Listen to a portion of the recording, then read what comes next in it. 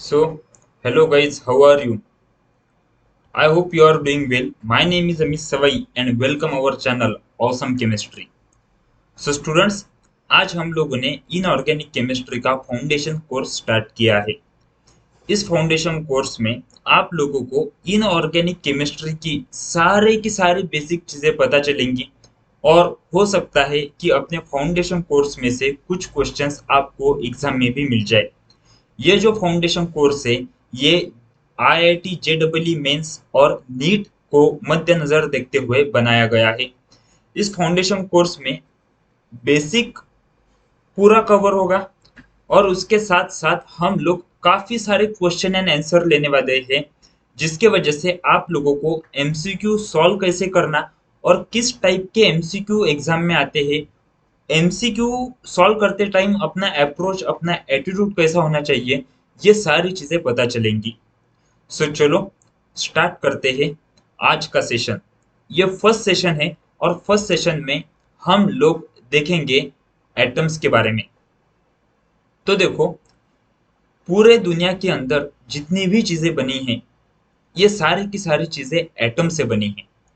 आप लोगों के सामने जो मोबाइल है, आप लोगों के सामने जो लैपटॉप है, आपके हाथ में जो नोटबुक है, पेन है, ये सारी की सारी चीजें एटम से बनी हुई है। और ये कौन से एटम से ये सारी चीजें बनी हुई है, तो आप लोगों को बता दूं, ये सारी चीजें सिर्फ और सिर्फ ये 118 एलिमेंट्स के एटम से बनी हुई है। दुनिया की कोई भी चीज हो, ये चीज इन्हीं एटम से बनी हुई है। इसमें से कुछ एटम का कॉम्बिनेशन से आप लोगों का मोबाइल बना है। इसी में से कुछ एटम के कॉम्बिनेशन से आप लोगों की नोटबुक बनी है और इसी में से कुछ एटम के कॉम्बिनेशन से आप लोगों का पेन और बाकी सारे अलग अलग चीजें बनी हुई है। तो देखो, ये जितने भी एटम यहाँ पर दिखाई दे रहे हैं ये टोटल 118 एलिमेंट्स है। और ये 118 एलिमेंट्स अगर किसी एक जगह पर्टिकुलर वे में अगर रखा जाए तो उसको हम लोग बोलते हैं पीरियोडिक टेबल। अब ये पीरियोडिक टेबल जो है, इनके अंदर जो एलिमेंट्स की अरेंजमेंट है, ये अरेंजमेंट कैसे हुई और किस वे से इसको रखा गया है। तो पीरियोडिक टेबल तो आप लोगों को पता ही होगा। तो ये जो पीरियोडिक टेबल है, इसके अंदर जितने भी एलिमेंट्स है, ये सारे के सारे एलिमेंट हम ह्यूमंस के तरह ही है। जैसे कि हर ह्यूमन का बिहेवियर अलग होता है, कलर अलग होता है, उसका उसकी प्रॉपर्टीज अलग अलग होती है। वो अलग सिचुएशन में हर ह्यूमन अलग अलग बिहेव करता है। सेम वैसे ही ये जितने भी एलिमेंट्स है, जितने भी एटम्स है, ये अलग अलग इनका बिहेवियर है, अलग अलग कलर है और अलग अलग सिचुएशन में ये अलग अलग बिहेवियर शो करते हैं। सो ये जो एलिमेंट्स है, ये एलिमेंट्स एटॉमिक नंबर के हिसाब से अरेंज किए हैं। अब एटॉमिक नंबर क्या होता है, तो देखो, समझने के लिए ये समझो कि एटॉमिक नंबर होता है रोल नंबर ऑफ एलिमेंट्स। जैसे कि आप लोग स्कूल में थे, 10th स्टैंडर्ड में थे, और एग्जाम के दिन आपको रोल नंबर के हिसाब से बिठाया जाता है। Roll number 1, roll number 2, roll number 3। वैसे ही रोल नंबर ह्यूमंस के होते हैं, ठीक वैसे ही इन एटम्स के भी रोल नंबर है और उनको बोला गया है atomic number. Atomic number 1 hydrogen बोलेगा yes sir, atomic number 2 helium बोलेगा एस सर। तो ये जो एटम्स के रोल नंबर है उनको बोला गया है एटॉमिक नंबर। अब स्कूल में जो रोल नंबर देते हैं वो अल्फाबेटिकल ऑर्डर से देते हैं, कि जिसका नाम ए से स्टार्ट होगा वो रोल नंबर 1 होगा। तो ऐसे अल्फाबेटिकली ऑर्डर से रोल नंबर दिए जाते हैं। लेकिन अपने पीरियोडिक टेबल में अल्फाबेटिकल ऑर्डर से ये एटॉमिक नंबर नहीं दिए हैं। ये एटॉमिक नंबर दिए हैं नंबर ऑफ प्रोटॉन से। नंबर ऑफ प्रोटॉन से मतलब जिसके अंदर एक प्रोटॉन उसका एटॉमिक नंबर 1, जिसके अंदर 2 प्रोटॉन उसका एटॉमिक नंबर 2, जिसके अंदर 3 प्रोटॉन उसका एटॉमिक नंबर 3। ऐसे नंबर ऑफ प्रोटॉन के बेस के ऊपर सारे एलिमेंट्स को रोल नंबर दे दिए और उनको हम लोग बोलते हैं एटॉमिक नंबर। तो ये पीरियोडिक टेबल में जितने भी नंबर्स दिखाई दे रहे हैं, ये वाले नंबर्स, ये सारे के सारे नंबर्स क्या है? ये सारे के सारे नंबर्स है एटॉमिक नंबर। और इन एटॉमिक नंबर के हिसाब से ही ये सारे एलिमेंट्स अरेंज किए हैं। एटॉमिक नंबर 1 पे है हाइड्रोजन, उसके अंदर एक प्रोटॉन है। एटॉमिक नंबर 2 उस हेलियम, उसके अंदर दो प्रोटॉन है। और इस ऐसे एटॉमिक नंबर के हिसाब से ये सारे टोटल 118 एलिमेंट्स यहाँ पर अरेंज किए हैं। तो देखो, ये 118 एलिमेंट से दुनिया की अलग अलग चीजें बनी कैसे? देखो, हर एक मोबाइल भी अलग होता है, हर एक नोटबुक भी अलग होती है, और आपके आसपास लाखों सब्सटेंसेस है। वो सारे के सारे सब्सटेंसेस इन्हीं 118 एलिमेंट से बने हुए हैं। अब देखो, ये बनते कैसे है, ये केमिकल रिएक्शंस होती कैसे है, और ये केमिस्ट्री एग्जैक्ट होती कैसे है? तो देखो, यहाँ पर कंसिडर करो, एक सब्सटेंस है ए, एक एटम है ए। अगर ए एटम बी के साथ बॉन्ड फॉर्म करता है तो एक नया सब्सटेंस यहाँ पर आएगा ए बी। एक नया सब्सटेंस यहाँ पर आएगा ए बी। अगर मान लो ये ए बी सब्सटेंस है, ये सब्सटेंस है ए बी, हम इसको बोलेंगे सब्सटेंस 1। और एक दूसरा सब्सटेंस हम लोगों ने लिया सी डी,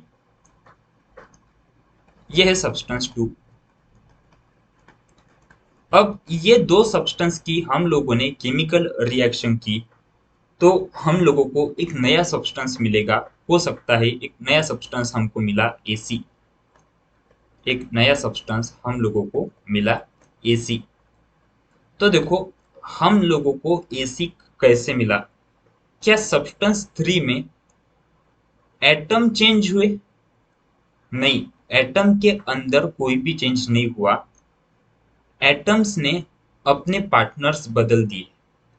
जैसे ही एटम्स अपने पार्टनर बदल देता है तो एक सब्सटेंस दूसरे सब्सटेंस में कन्वर्ट हो जाता है। देखो, सबसे पहले ए का पार्टनर था बी, और ए का पार्टनर बी था, और सी का पार्टनर डी था। तो ए ने क्या किया? अपने पार्टनर को छोड़ दिया, सी ने भी अपने पार्टनर को छोड़ दिया, और दोनों ए और सी ने बॉन्ड फॉर्म कर दिया। मतलब ए और सी ने दोनों ने अपने पार्टनर चेंज किए, और जैसे ही पार्टनर चेंज हुए एक नया सब्सटेंस वहां पर फॉर्म हो गया। इतनी इजी होती है केमिस्ट्री। एटम्स अपने पार्टनर चेंज कर देंगे तो नया सब्सटेंस फॉर्म हो जाएगा, और इसी वे से ये दुनिया की सारी चीजें बनी हुई है।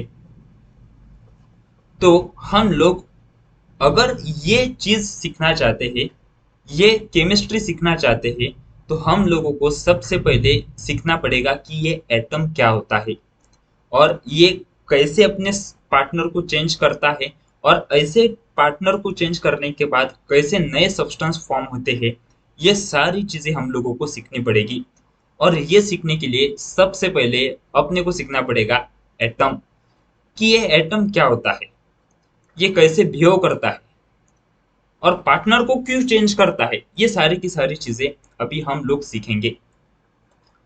तो देखो, सबसे पहले अपने नोटबुक में हेडिंग दो एटम्स, और एटम्स की जो डेफिनेशन है वो डेफिनेशन ये है: smallest part of an element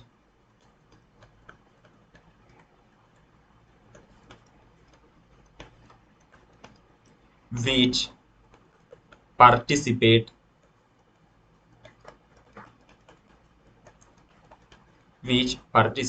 in chemical reaction,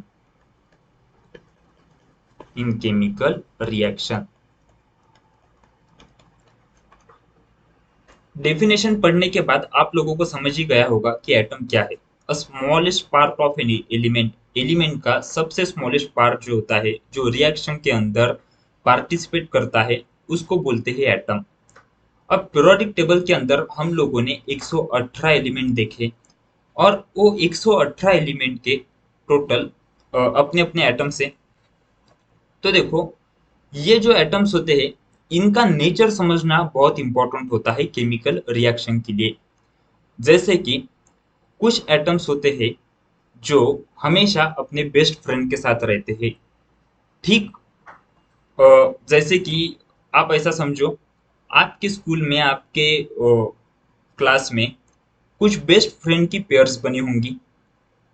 particular लड़का किसी पर्टिकुलर लड़के का एकदम बेस्ट फ्रेंड होगा, और वो इतने बेस्ट फ्रेंड होंगे कि वो कहीं पर भी जाओ साथ में जाते होंगे।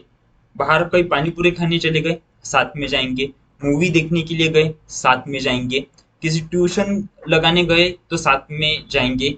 और सारे सबको पता रहता है कि ये दोनों बेस्ट फ्रेंड है करके।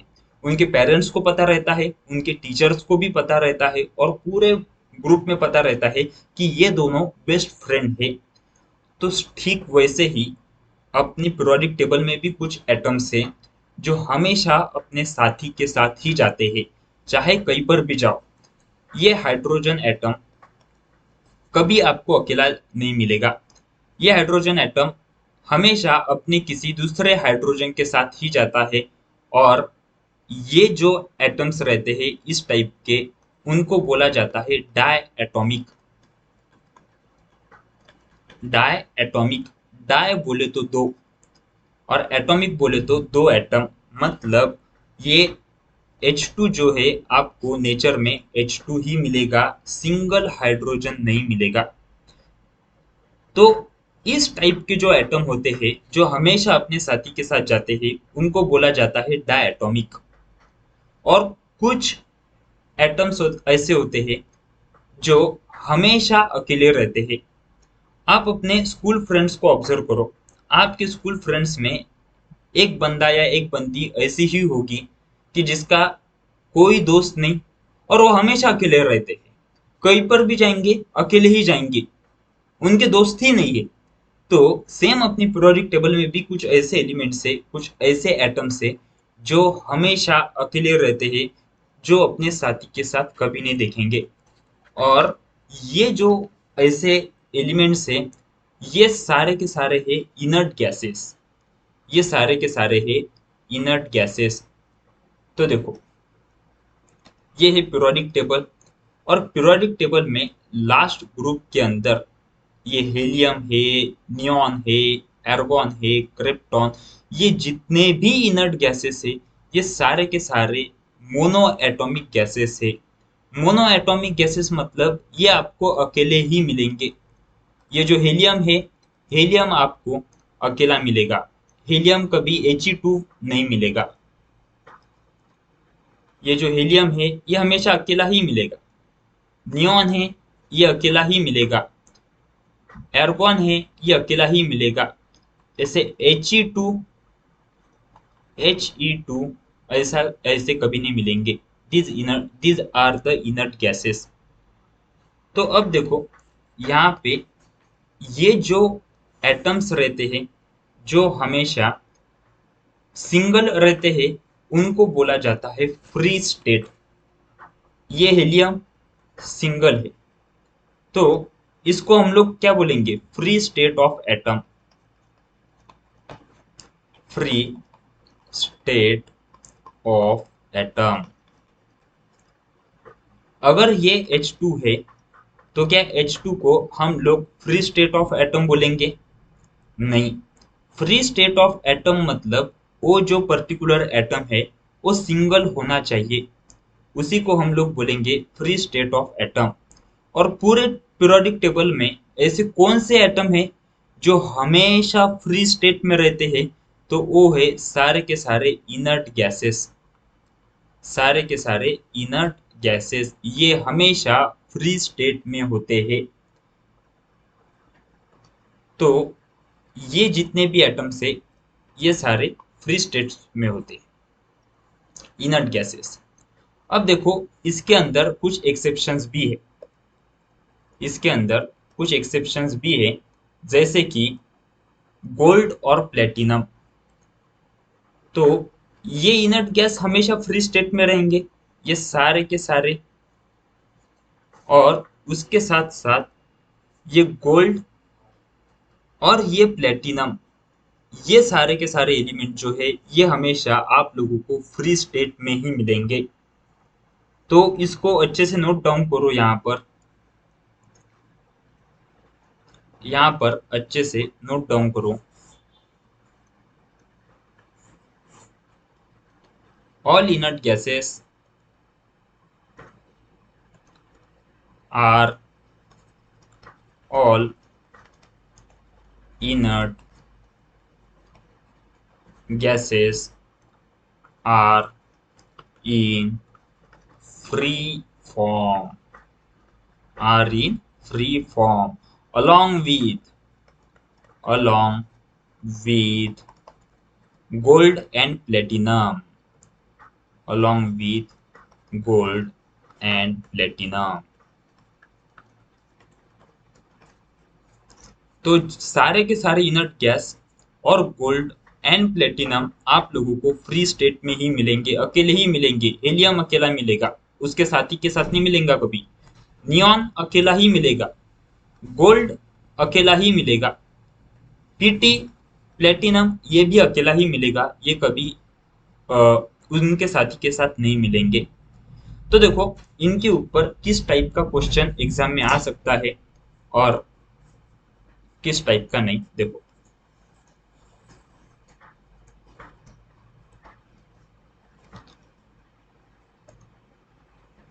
क्वेश्चन है which exist in free form, और आप लोगों के सामने ऑप्शन है नियॉन, सेकंड ऑप्शन है एयू, थर्ड ऑप्शन है पीटी, और फोर्थ ऑप्शन है all of these, all of these. तो बताओ इसमें से आपका आंसर क्या होगा। ए बी सी डी, ये है आप लोगों का फर्स्ट एमसीक्यू। तो देखो नियॉन जो होता है ये तो इनर्ट गैस है, ये तो फ्री स्टेट में होगा ही। एयू बोले तो गोल्ड, ये भी फ्री स्टेट में होता है, प्लेटिनम भी फ्री स्टेट में होता है। तो इसका आंसर आएगा ऑल ऑफ दीज। ये सारे के सारे एलिमेंट्स क्या होते हैं, ये हमेशा होते हैं फ्री स्टेट में। अब देखो कुछ एलिमेंट्स जो है वो मोनो एटॉमिक होते हैं, जैसे कि इनर्ट गैस की तरह, और कुछ एलिमेंट्स जो होते हैं ये डाई एटॉमिक होते हैं, हाइड्रोजन ऑक्सीजन नाइट्रोजन की तरह। डाई एटॉमिक मतलब ये हमेशा अपने साथी के साथ ही रहते हैं।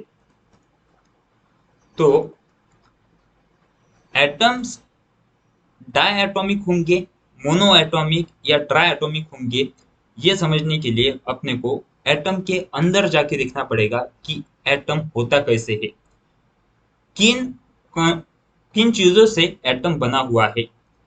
तो देखो ये जो एटम होता है ये एटम मेनली तीन चीजों से बना हुआ है। उसमें से एक चीज होती है पॉजिटिव चार्ज, एक चीज होती है निगेटिव चार्ज, और एक चीज होती है जो होती है न्यूट्रल। इन तीनों चीजों से ही एटम बना है। तो जो पॉजिटिव चार्ज होते हैं उनको बोला गया है प्रोटॉन, प्रोटॉन बोले तो पॉजिटिव चार्ज। जो निगेटिव चार्ज होता है एटम में उनको बोला जाता है electron,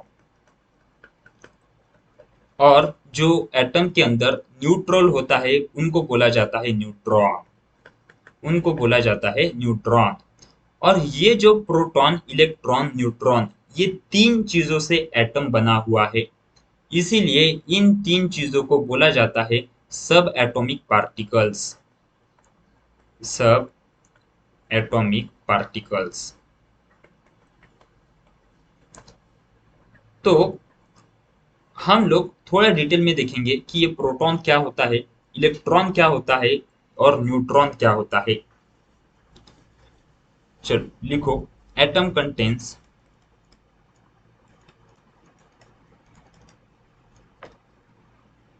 proton, neutron and electron.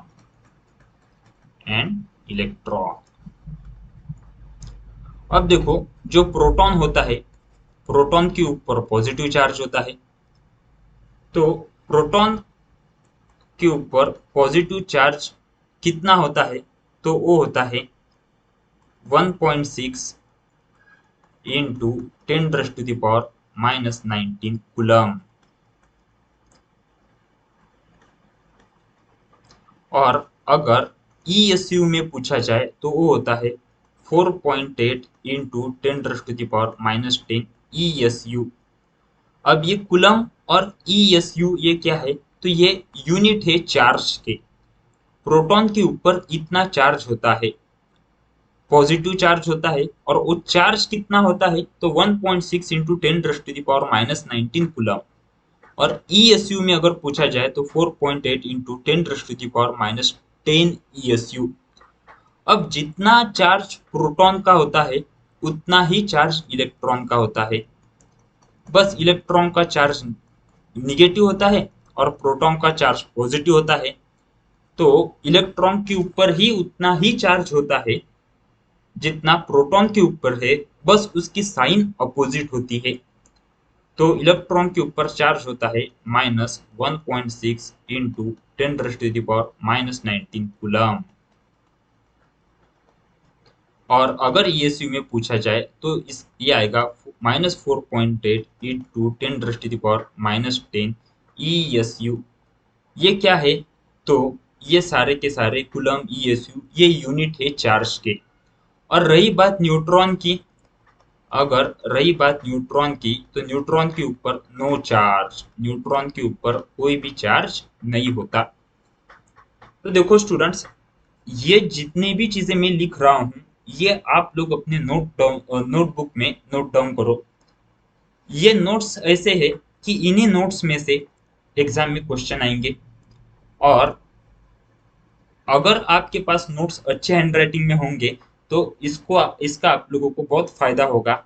और इन नोट्स की वैल्यू आपको आज नहीं पता चलेगी, जब एग्जाम पास में आएंगी तब इन नोट्स की वैल्यू आप लोगों को पता चलेगी। सो इससे अच्छा है कि टाइम अपने हाथ से निकल जाए, आप लोग अभी से इन सारे पॉइंट्स को अच्छे से नोट डाउन करो। अब देखो नेक्स्ट, एटम कैसे होता है, तो शुरुआत में एक थ्योरी ऐसे आई थी कि जो एटम जो होता है वो वाटरमेलन की तरह होता है, तरबूज की तरह होता है। मतलब थोड़ा आप तरबूज को इमेजिन करो, तरबूज के अंदर जो रेड कलर का पल्प होता है उनको बोला गया था कि ये सारे के सारे प्रोटॉन है या पॉजिटिव चार्ज है। और तरबूज के अंदर जो बीज रहते हैं ब्लैक कलर के, उनको बोला गया था कि ये इलेक्ट्रॉन्स होंगे और ऐसे एटम का स्ट्रक्चर होगा। लेकिन बाद में पता चला कि जो एटम का स्ट्रक्चर होता है वो तरबूज की तरह नहीं होता, एटम का स्ट्रक्चर होता है ओनियन की तरह। थोड़ा ओनियन को इमेजिन करो, बीच में होता है न्यूक्लियस, और ओनियन की तरह ही अलग अलग लेयर एटम के ऊपर होते हैं। ओनियन के अंदर कैसे एक एक लेयर रहती है, एक पहली लेयर के ऊपर और एक लेयर, उसके बाद और एक लेयर, ये स्ट्रक्चर ओनियन का होता है। और ठीक इसी तरह ओनियन की तरह ही अपना एटम होता है। और जो न्यूक्लियस है, न्यूक्लियस के अंदर होते हैं प्रोटॉन और न्यूट्रॉन। ये जो प्रोटॉन और न्यूट्रॉन है ये न्यूक्लियस के अंदर होते हैं। और जो इलेक्ट्रॉन्स है, ये इलेक्ट्रॉन्स इन लेयर्स के ऊपर होते हैं। ये यहाँ पर ऐसे ये इलेक्ट्रॉन्स होते हैं। अलग अलग लेयर पे अलग अलग नंबर ऑफ न्यूट्रॉन्स आपको देखने को मिलेंगे। तो बेसिकली एटम जो होता है वो ओनियन की तरह होता है, जिसके प्रोटॉन और न्यूट्रॉन न्यूक्लियस के अंदर होते हैं और इलेक्ट्रॉन्स जो होते हैं वो बाहर होते हैं और ऐसे लेयर्स के ऊपर इलेक्ट्रॉन्स होते हैं। अब देखो, एटम जो होता है, एटम ये स्टेबल होता है, आई मीन न्यूट्रल होता है। सो लिखो, atom is electrically neutral. Electrically neutral मतलब जितने भी नंबर ऑफ पॉजिटिव चार्ज है उतने ही number of negative charge atom के अंदर होते हैं। अगर 10 पॉजिटिव चार्ज एटम के अंदर होंगे तो 10 निगेटिव चार्ज भी एटम के अंदर होंगे, और ये पॉजिटिव निगेटिव चार्ज दोनों एक दूसरे को न्यूट्रलाइज करेंगे और एटम जो है वो हो जाएगा इलेक्ट्रिकली न्यूट्रल। ओके। और ये जो एटम होता है, ये एटम हमेशा इसको ऐसे इस फॉर्मेट में लिखा जाता है। एक्स, मान लो एक्स नाम का कोई एटम है, इसके नीचे लिखा जाता है जेड और ऊपर लिखा जाता है ए। सो एक्स क्या है? ये एक एटम है, कोई भी पीरियोडिक टेबल में का एक एटम है। जेड क्या है? जेड है atomic number. Z stands for atomic number. Atomic number कहाँ से आएंगे अपने को एटॉमिक नंबर कौन सी चीज बताते हैं? तो अपने को एटॉमिक नंबर बताते हैं number of proton, number of proton present in atom, present in atom. Atomic number अगर 10 होगा इसका मतलब 10 प्रोटॉन उस एटम के अंदर है। एटॉमिक नंबर 15 होगा तो 15 प्रोटॉन उस एटम के अंदर होंगे। So Z stands for atomic number, और एटॉमिक नंबर बोले तो number of proton present in atom. वैसे ही A जो होता है, A stand for mass number. A होता है मास नंबर, और मास नंबर होता है number of proton plus number of neutron. मतलब प्रोटॉन और न्यूट्रॉन की जो एडिशन होती है, उन एडिशन को बोला जाता है मास नंबर। उन एडिशन को बोला जाता है मास नंबर। तो तो देखो, नेक्स्ट लिखो एग्जाम्पल। ये है एग्जाम्पल, और यहाँ पर कैल्शियम इस वे में लिखा गया है, इस वे में कैल्शियम को लिखा गया है। तो इसका मतलब क्या होगा? तो इसका मतलब होगा जो कैल्शियम के नीचे लिखा हुआ है 20, ये क्या है? Atomic number. ये है एटॉमिक नंबर। एटॉमिक नंबर 20 मतलब उसके अंदर 20 नंबर ऑफ प्रोटॉन है। एटॉमिक नंबर 20 बोले तो 20 प्रोटॉन उस एटम के अंदर है। और ऊपर लिखा है 40। 40 क्या होगा उसका? 40 होगा मास नंबर। 40 होगा मास नंबर। लेकिन ये मास नंबर क्या होता है? ये तो एडिशन होती है प्रोटॉन की प्लस न्यूट्रॉन की। ये एडिशन होती है प्रोटॉन की और न्यूट्रॉन की। लेकिन अपने को तो वो पता है प्रोटॉन कितने हैं, तो इसके अंदर प्रोटॉन है 20 और न्यूट्रॉन कितने हैं ये हम लोग फाइंड आउट कर सकते हैं। और अगर इसको हमने सॉल्व किया तो अपने को मिलेगा कि कैल्शियम के अंदर 20 प्रोटॉन होते हैं और न्यूट्रॉन भी 20 ही होंगे। ये जो n की वैल्यू है, ये n की वैल्यू भी 20 ही आएंगी। मतलब कैल्शियम के अंदर 20 प्रोटॉन और 20 न्यूट्रॉन्स होंगे। Got it? और ऐसे एटम को हमेशा रिप्रेजेंट किया जाता है। अब देखो, यहाँ पर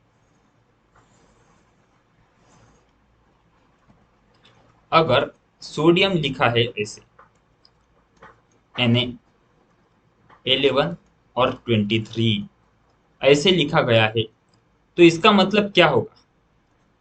तो जो नीचे लिखा है 11, ये 11 क्या है? ये 11 है एटॉमिक नंबर। एटॉमिक नंबर बोले तो नंबर ऑफ प्रोटॉन, कितने प्रोटॉन है? 11 प्रोटॉन है। और ऊपर के जो 23 है, ये 23 बोले तो क्या रहता है? ये रहता है मास नंबर। मास नंबर बोले तो mass number is the addition of proton plus neutron. मतलब प्रोटॉन और न्यूट्रॉन की जो एडिशन है, ये एडिशन है 23। और प्रोटॉन कितने हैं? तो अपने को पता है प्रोटॉन है 11। तो अगर अपने को सोडियम के न्यूट्रॉन फाइंड आउट करना है तो कैसे फाइंड आउट करेंगे? तो सिंपल सी बात है, 11 प्रोटॉन, पी की वैल्यू फर्स्ट इक्वेशन में रख दो। 11 proton plus neutron is equal to 23। और यहाँ पर एन की वैल्यू क्या आएंगी? सो एन की वैल्यू आएंगी 12। एन की वैल्यू आएंगी 12। मतलब सोडियम के अंदर 11 प्रोटॉन होते हैं और 12 न्यूट्रॉन होते हैं। सोडियम के अंदर 11 प्रोटॉन होते हैं और 12 न्यूट्रॉन होते हैं। तो मुझे बताओ, क्या हमेशा नंबर ऑफ प्रोटॉन और नंबर ऑफ न्यूट्रॉन सेम रहेंगे? बताओ, यस और नो। सोडियम की केस देखने के बाद मुझे बताओ, क्या हमेशा नंबर ऑफ प्रोटॉन और नंबर ऑफ न्यूट्रॉन सेम रहेंगे? तो नहीं। कुछ एटम्स के अंदर number of proton and number of neutron same रहेंगे, लेकिन कुछ एटम्स के अंदर प्रोटॉन एंड न्यूट्रॉन डिफरेंट रहते हैं। सो यहाँ पर एक पॉइंट लिखो, number of proton and number of neutron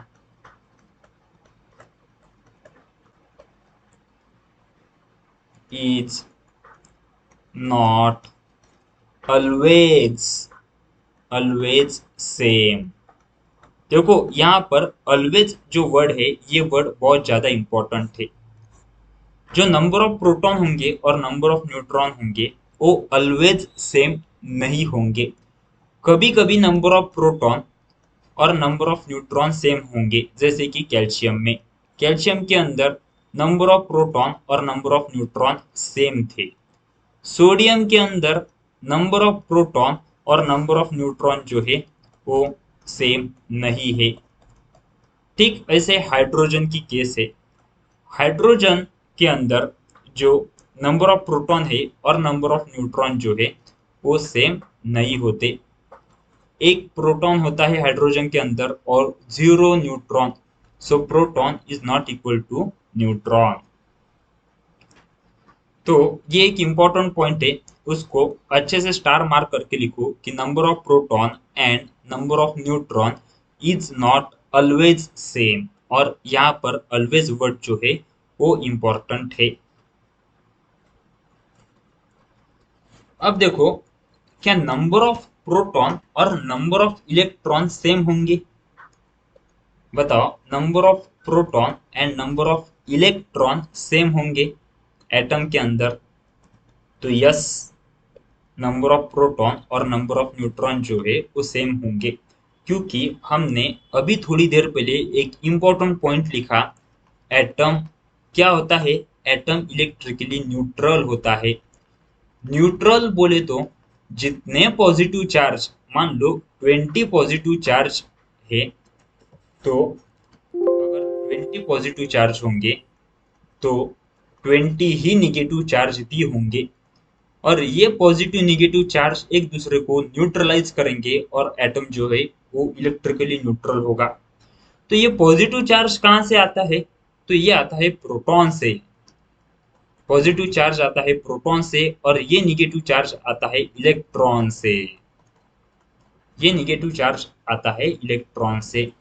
so next point लिखो, इन atom number of proton number of proton is always equal to number of electron। number of electron, ये point लिखो, important point है।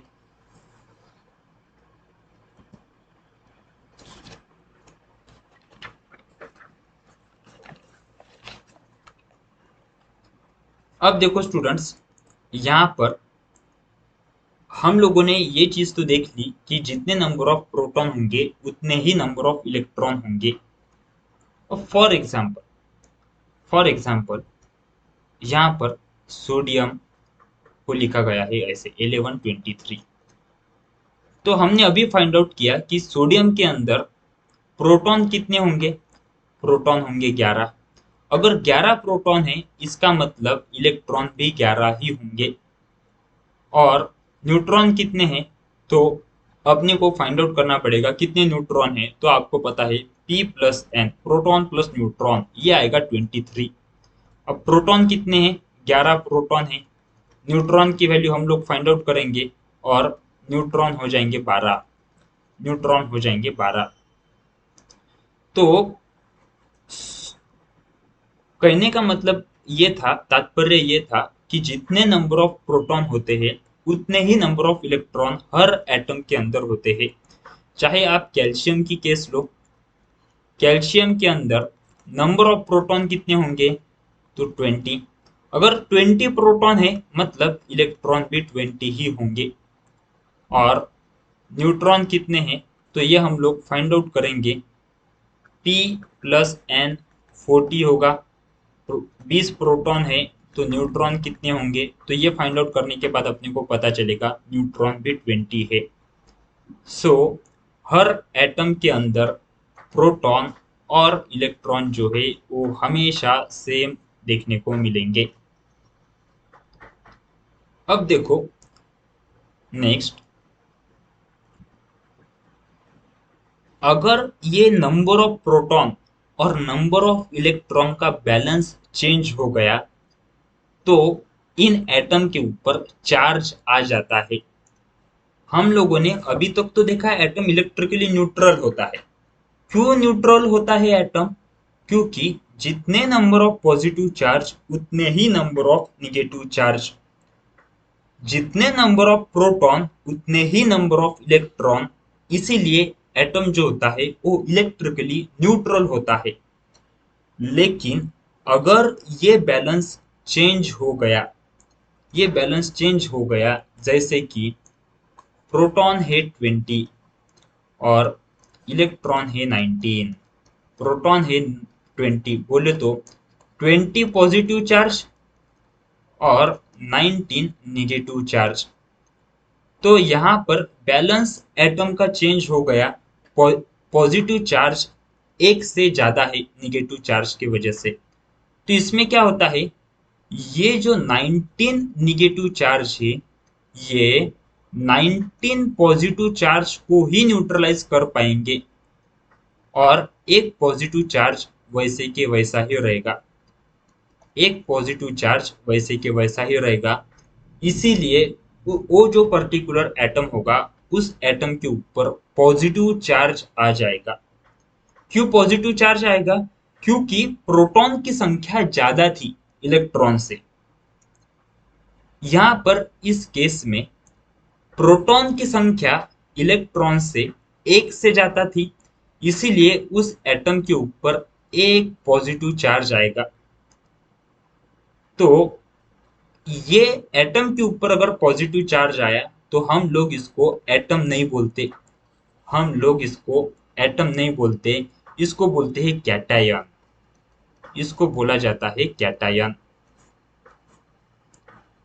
अगर proton 22 रहते और electron 20 रहते तो यहाँ पर नंबर ऑफ प्रोटॉन कितने ज्यादा है इलेक्ट्रॉन से, तो दो प्रोटॉन ज्यादा है, मतलब दो पॉजिटिव चार्ज ज्यादा है। इसीलिए उस एटम को अपने को ऐसे लिखना पड़ेगा, मतलब दो पॉजिटिव चार्ज, मतलब दो पॉजिटिव चार्ज उसके ऊपर है। या इसको हम लोग ऐसे भी लिख सकते हैं, डाई पॉजिटिव। और ये क्या होंगे, ये सारे के सारे होंगे कैटायन। तो हमेशा एक चीज ध्यान में रखना, कैटायन बोले तो क्या रहता है, तो कैटायन बोले तो हमेशा रहता है loss of electron. Loss of electron मतलब सोडियम के अंदर 11 प्रोटॉन है और 11 इलेक्ट्रॉन है। अगर एक इलेक्ट्रॉन कम हो गया सोडियम का, अगर सोडियम का एक इलेक्ट्रॉन कम हो गया तो अब सोडियम के अंदर कितने इलेक्ट्रॉन बचे? 10 इलेक्ट्रॉन बचे। सो अब 11 प्रोटॉन और 10 इलेक्ट्रॉन। तो प्रोटॉन इलेक्ट्रॉन से कितने ज्यादा है? एक ज्यादा है। एक प्रोटॉन इलेक्ट्रॉन से ज्यादा है, इसीलिए फिर उसको Na पॉजिटिव अपने को बोलना पड़ेगा। एक पॉजिटिव चार्ज मतलब एक इलेक्ट्रॉन की कमी। आप लोग इसको ऐसे ही ध्यान में रखो कि एक पॉजिटिव चार्ज मतलब एक इलेक्ट्रॉन की कमी, प्रोटॉन से एक इलेक्ट्रॉन कम होगा। अगर सोडियम के ऊपर दो पॉजिटिव चार्ज रहते, मतलब प्रोटॉन से इलेक्ट्रॉन दो से कम होंगे, दो इलेक्ट्रॉन की कमी अपने पास होंगी। आप लोग इसको ऐसे ही ध्यान में रखो। तो Na पॉजिटिव को हम लोग क्या बोलेंगे? कैटायन। एक पॉजिटिव चार्ज मतलब एक इलेक्ट्रॉन की कमी इस सोडियम के अंदर है। So cation is defined as loss of electron. Got it? अब देखो, प्रोटॉन की संख्या अगर इलेक्ट्रॉन से ज्यादा होती है तो इनको हम लोग बोलते हैं कैटायन। अगर प्रोटॉन की संख्या इलेक्ट्रॉन से कम होती है, मान लो यहां पर सोडियम है, सोडियम के अंदर प्रोटॉन है 11 और इलेक्ट्रॉन भी होते हैं 11, लेकिन हमने जबरदस्ती सोडियम का एक इलेक्ट्रॉन बढ़ा दिया, एक इलेक्ट्रॉन बढ़ा दिया तो टोटल इलेक्ट्रॉन हो जाएंगे अभी 12। अब इस केस में इलेक्ट्रॉन की संख्या ज्यादा है, निगेटिव चार्ज की संख्या ज्यादा है। अगर निगेटिव चार्ज की संख्या ज्यादा है तो एक इलेक्ट्रॉन ज्यादा तो एक निगेटिव चार्ज। यहां पर देखो, प्रोटॉन और इलेक्ट्रॉन में इलेक्ट्रॉन प्रोटॉन से एक से ज्यादा है। एक एक्स्ट्रा इलेक्ट्रॉन बोले तो एक निगेटिव चार्ज। अगर यहाँ पर इलेक्ट्रॉन 13 होते, मतलब दो इलेक्ट्रॉन अपने पास एक्स्ट्रा होते, तो दो निगेटिव चार्ज। तो ये जो निगेटिव चार्ज होता है किसी एटम के ऊपर, तो इसको बोला जाता है एनायन। इसको बोला जाता है एनायन। तो यहां पर लिखो, anion is defined as gain of electron, gain of electron। और अगर सोडियम दिखा, सिर्फ सोडियम, उसके ऊपर कोई चार्ज नहीं, तो इसको हम लोग बोलेंगे एटम। अगर सोडियम के ऊपर पॉजिटिव चार्ज मिला, मतलब एक पॉजिटिव चार्ज मतलब एक इलेक्ट्रॉन की कमी, तो इसको बोलेंगे कैटायन। और अगर सोडियम के ऊपर अपने को निगेटिव चार्ज मिला, एक निगेटिव चार्ज मतलब वन एक्स्ट्रा इलेक्ट्रॉन, और ये जो वन एक्स्ट्रा इलेक्ट्रॉन है, ये जो सोडियम निगेटिव है, इसको बोलते हैं एनायन। इसको बोलते हैं एनायन। तो दोस्तों, ये खेल होता है नंबर ऑफ प्रोटॉन का, नंबर ऑफ न्यूट्रॉन का एंड नंबर ऑफ इलेक्ट्रॉन का। तो ये लेक्चर हम लोग अभी यहीं पर खत्म करते हैं, और नेक्स्ट लेक्चर में हम लोग देखेंगे आइसोटोप्स। और आइसोटोप्स ये वर्ड आप लोगों ने 10th स्टैंडर्ड में पढ़ा ही होगा, सुना ही होगा। सो हम लोग 11th स्टैंडर्ड में क्या क्या होता है आइसोटोप से रिलेटेड, वो सारी चीजें नेक्स्ट लेक्चर में देखेंगे। नेक्स्ट लेक्चर में हम लोग देखेंगे आइसोटोप्स, और आइसोटोप्स की तरह ही होता है आइसोबार, आइसोस्टर,